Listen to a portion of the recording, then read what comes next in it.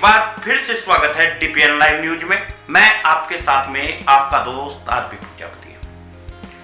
आज हम एक बार फिर राजनीति के इस मैदान में मिशन 2022 उत्तर प्रदेश में विश्लेषण करेंगे।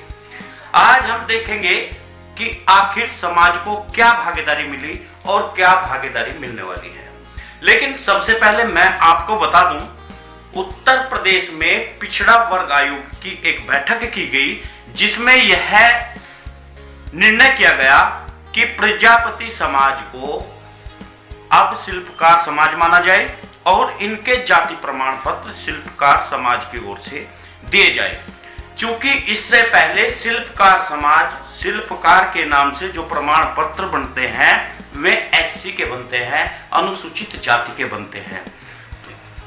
केवल यदि प्रमाण पत्र अनुसूचित जाति का बनवाया जाएगा वह शिल्पकार के नाम से बनवाया जाएगा। अब आप अपने प्रमाण पत्र कुम्हार या प्रजापति के नाम से नहीं बनवा सकते, आपको शिल्पकार के नाम से बनवाया जाएगा। यह बात उत्तर प्रदेश के पिछड़ा वर्ग आयोग के अध्यक्ष जसवंत सैनी ने कही। अब देखना यह होगा क्या यह कोई चुनावी हथकंडा है या फिर ये प्रमाण पत्र बनवाने का जियो कब तक लागू हो जाता है। यही बात देखने के लिए हमें सोचना होगा और तब तक इंतजार करना होगा जब तक जियो नहीं आता। अब ये जो निर्णय लिया गया, आखिर अब आचार संहिता लागू होने वाली है, क्या इतनी जल्दी यह जियो लागू हो जाएगा? यह सब बाद की बात है या फिर एक चुनावी स्टंट, यह तो बाद में देखना होगा।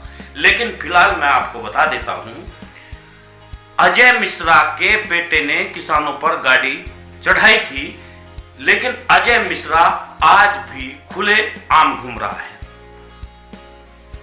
आखिर योगी बुलडोजर चढ़ाने की बात करते हैं, जहां मुख्यमंत्री उत्तर प्रदेश के योगी आदित्यनाथ हर अपराधी को कहते हैं कि उसकी संपत्ति कुर्क की जाएगी, उस पर बुलडोजर चलाया जाएगा, तो किसान के नाम पर हत्या करने वालों की आखिर बुलडोजर क्यों नहीं चलाया जाता?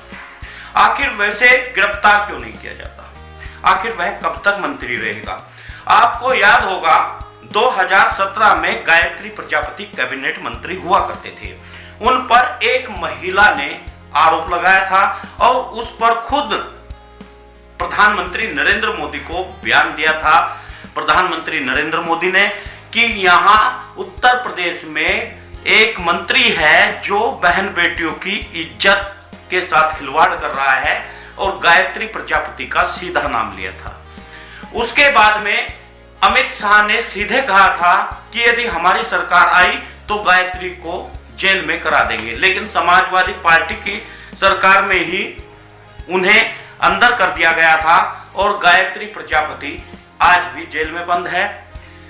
हालांकि यह तय हो गया था, उस महिला ने जिसका नाम सविता पाठक है और चित्रकूट की महिला है, उस महिला ने जाकर थाने में अपनी तहरीर वापस ले ली थी और उसने कहा था कि मेरे पास किसी तरह का सबूत नहीं है और न ही इस तरह का कोई बलात्कार हुआ, केवल राम सिंह राजपूत के कहने पर उसने यह आरोप लगाया था।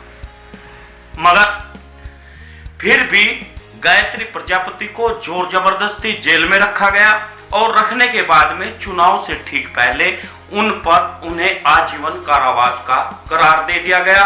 हालांकि हमारे कुछ विद्वान लोग यह भी कहते हैं यह कोर्ट का निर्णय है। यदि कोर्ट का निर्णय था तो उस समय जब कोर्ट ने जमानत दे दी थी गायत्री प्रजापति को, तो उन्होंने उस जज को क्यों सस्पेंड किया था? यह एक सोचने वाली बात है। राजनीति से प्रेरित न्यायपालिका अगर उत्तर प्रदेश में चल रही है तो इससे बड़ा भ्रष्टाचार और भ्रष्ट तंत्र नहीं हो सकता। लोकतंत्र के नाम पर भ्रष्ट तंत्र चल रहा है। अब आगे मैं बताता हूं, अजय मिश्रा को अब कौन सा प्रधानमंत्री या गृह मंत्री या रक्षा मंत्री कौन बयान देगा कि इसे अंदर किया जाए? आखिर अजय मिश्रा की संपत्ति पर क्यों नहीं बुलडोजर चलना चाहिए? यह सोचना आपका काम है। यह सोचना उन लोगों का काम है जो हर समय गुणगान हिंदुत्व के करते हैं, लेकिन क्या अजय मिश्रा ही हिंदू है, गायत्री प्रजापति हिंदू नहीं है? तो उसे क्यों नहीं छोड़ दिया जाता?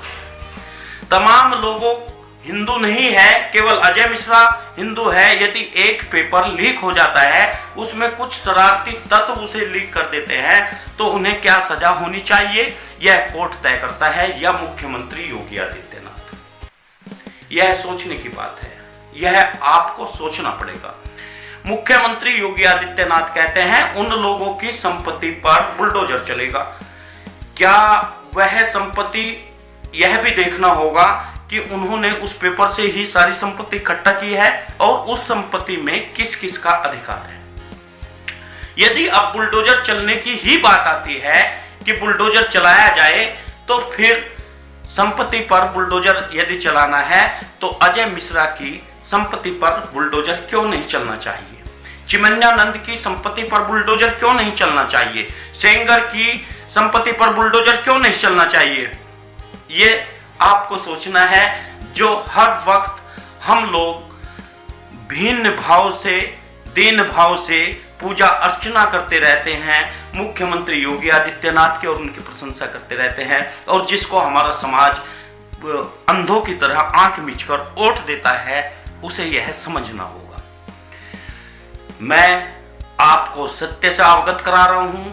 यदि आप सत्य से अवगत नहीं हैं तो एक और मैं आपको बता दूं, मुख्यमंत्री योगी आदित्यनाथ कहीं ना कहीं जातिवाद से ग्रसित है और वे अपने सब जातीय बंधुओं को हमेशा छूट देते रहते हैं और हमेशा उन्हीं का आदर सत्कार करते हैं, अन्य लोगों का नहीं। आपने देखा होगा एक वीडियो में किस तरह केशव प्रसाद मौर्य को धिक्कार करते हुए जो वीडियो पूरी तेजी से सोशल मीडिया पर वायरल हो रही है, उन्हें एक बैकवर्ड को आपने देखा होगा किस तरह स्टूल पर बैठाया जाता है, लेकिन हमें कोई फर्क नहीं पड़ता क्योंकि हम ओबीसी हैं।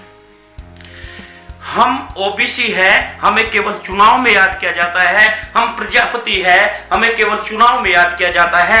उस समय हमें याद नहीं किया जाता जिस समय मंत्री बनाने का नंबर आता है, उस समय हमें याद नहीं किया जाता जब हमें टिकट देने का नंबर आता है, हमें केवल वोट के लिए याद किया जाता है। अगर आपका जमीर मर गया है, आपका जमीर अभी तक भी नहीं जागा, तो इन तमाम चीजों को जरूर देखिएगा और इस पर गौर करिएगा कि आखिर अत्याचार पर अत्याचार क्यों होते हैं, आखिर हम अपना हक और हिस्सा क्यों नहीं ले पाते। यह बात सोचने की है, यह आप भी सोचिएगा और हर किसी को सोचनी चाहिए। आप कहीं भी रहते हैं, आपसे एक और निवेदन है, आप वीडियो को शेयर जरूर करिएगा, क्योंकि यदि आप वीडियो को शेयर करेंगे, ज्यादा से ज्यादा शेयर करेंगे, तो समाज को हक हिस्सा मिलेगा और आपकी आवाज बुलंद होगी। आज डीपीएन लाइव न्यूज वर्ल्ड के कई देशों में चल रहा है और वर्ल्ड के कई देशों के सामने आपकी बातों को सक्षम तरीके से अगर रखता है तो डीपीएन है। आज डीपीएन लाइव न्यूज आपको बता दे, यूट्यूब ने जो ताजा अपडेट दी, आपको मैं बता दूं, भारत के अलावा हमारा चैनल सऊदी अरब अमीरात में सबसे ज्यादा देखा जाता है और सऊदी अरब में सबसे ज्यादा देखा जाता है। ये 3 ऐसे देश हैं जिसमें आपका चैनल देखा जाता है। यदि आपका चैनल देखा जाता है तो जाहिर सी बात है, जो हम बताते हैं, जो हम कहते हैं, इन 3 देशों में यह बात खूब जाती है और खूब वहां के लोग देखते हैं। आपसे भी विनम्र निवेदन है, यदि आप चाहेंगे तो इस देश में मुख्य धारा से जुड़ने के लिए इस समाज को अग्रणी कर सकते हैं। आप भी अपनी आवाज उठा सकते हैं, आपकी भी आवाज बुलंद हो सकती है, क्योंकि समाज से जुड़ी आपकी आवाज है। यदि समाज से जुड़ी आपकी आवाज न होती तो आज जो डीपीएन ने दिखाया उस पर काम न होता। आज न्यूज 24 अन्य न्यूज चैनल आज आपकी बात करते हैं, खड़े होकर आपके बारे में बताते हैं, तो यह आपका कमाल है। आप सोशल मीडिया पर इसे शेयर करते हैं तो तमाम लोग, तमाम समाज देखता है। तो मित्रों, आपसे मेरा यही विनम्र निवेदन है, आप वीडियो को शेयर जरूर करिएगा और न्यूज चैनल को सब्सक्राइब करिए, ज्यादा से ज्यादा सब्सक्राइब करिए। इसे राजनीति का हिस्सा न बनाए, क्योंकि हम उन लोगों को हमेशा टोकते हैं जो गलत करते हैं, जो समाज के लिए अच्छा करते हैं, उन्हें भी हम दिखाने की कोशिश करते हैं। लाल रंग से लिखा है सब्सक्राइब, उस पर आप उंगली लगाइए और उसे काला कर दीजिएगा। बराबर में घंटी का निशान है, उसे भी दबा दीजिए। यदि आपका पहले ही काला है, आपने पहले ही सब्सक्राइब किया है, तो उसे दोबारा टच मत करिएगा। यही आपसे विनम्र निवेदन है, आप ज्यादा से ज्यादा शेयर करें ताकि समाज की आवाज आवाम तक जा सके और आवाम आपकी आवाज को सुन सके, आवाम आपकी आवाज को देख सके। जिस समाज की आवाज बुलंद होती है उसके आगे हमेशा सरकारें झुक जाया करती है। तो दोस्तों, कल तक के लिए मैं आपसे विदाई लेता हूं। कल फिर आऊंगा और आपके साथ में बड़े विश्लेषण के साथ में DPN लाइव न्यूज को हमेशा देखते रहिएगा।